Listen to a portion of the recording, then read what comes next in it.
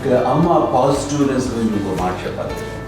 అంటే తన బిడ్డలకే కాదు, ఈ రోజున మా రెండో పాప శ్రీజ కూడా తనకి లైఫ్ చిన్న చిన్న డిస్టర్బెన్స్ వచ్చింది. ఆ టైంలో కూడా తను ఏముందంటే అప్పుడు నాన్నమ్మ దగ్గరికి వెళ్ళాను, తను ఇచ్చిన భరోసా, తను ఇచ్చిన మాట వెళ్ళలేని ధైర్యం వచ్చింది నాతో.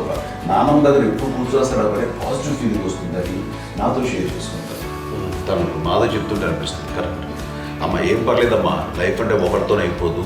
ఆ ఒక్కడి వల్ల వాళ్ళ ఇన్ఫ్లుయెన్స్ తోటో వాళ్ళు మన మీద నియంత్రించడం కానీ మన బాధల్ని వాళ్ళు చేయడంలో తప్పు.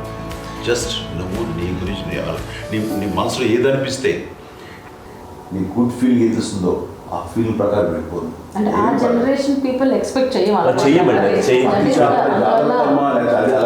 అలా కాదు, ధైర్యం ఉండి అందరికి ధైర్యం బాగా నూరుకొస్తారు.